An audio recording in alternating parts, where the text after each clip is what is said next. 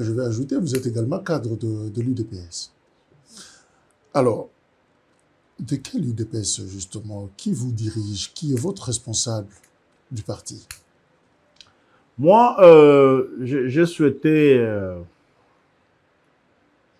comme vous l'avez vu, vous m'avez posé ici la question avant l'émission sur mon silence face aux attaques dont j'ai été l'objet, des attaques verbales d'une violence rarissime de la part d'un ami, d'un camarade du combat. Je cite ici Augustin Kabouya. Je pensais que ce n'est pas la meilleure façon pour moi de corriger des injures contre ma personne. Il s'est adressé à vous lors d'un meeting. Bien sûr. J'ai dit, je ne peux pas, à l'inverse, convoquer un meeting pour corriger les injures contre ma personne. J'ai des valeurs à protéger. J'ai extrêmement des limites comme avocat, comme enseignant, que je ne peux pas faire la même chose. Mais ici, ce qui compte, c'est de constater malheureusement que nous déployons beaucoup d'énergie pour nous insulter, pour nous menacer, alors que ces énergies auraient dû être déployées intelligemment pour dire aux Congolais ce que le président Tshisekedi a fait d'extraordinaire pour ce pays. C'est ce que l'opinion ne comprend pas non plus. C'est ce que l'opinion vous êtes dans la diplomatie parlementaire, par exemple, mais vous êtes à mesure de résoudre certains problèmes à l'international, mais incapable de résoudre ce qui se passe à l'UDPS. C'est exactement, vous m'avez trouvé, je lisais un gros pamphlet ici que je viens de finir, intitulé Parti politique. Ok.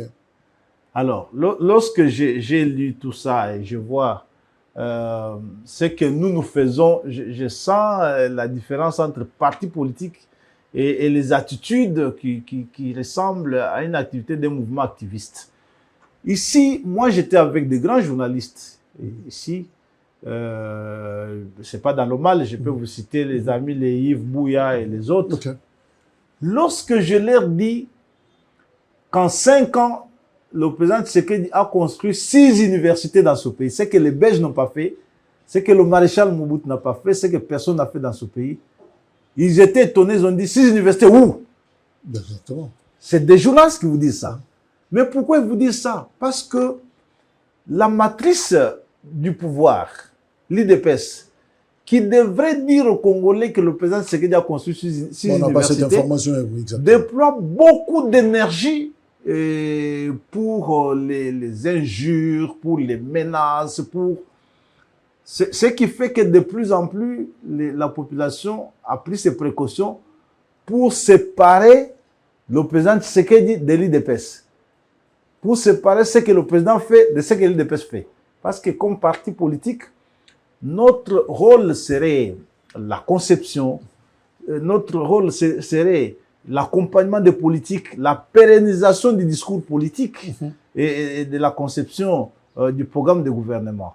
Et c'est nous qui aurons la charge de rappeler au gouvernement changeant que voici la ligne de conduite que nous avons dessinée pour notre mandat de 5 ans. Et vous regrettez votre comportement, justement. Je regrette notre mais qu'est-ce qui explique cette crise? Qu'est-ce qui expliquerait cette crise? Non, la crise s'explique par le sabotage de la démarche des pères fondateurs.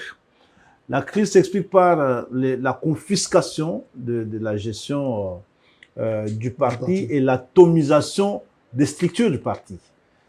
Parce que lorsque, moi je le dis toujours, lorsque vous sortez, vous êtes une organisation sociale, vous prenez les textes, vous mettez de côté, l'organisation devient un bateau ivre et devient dangereuse.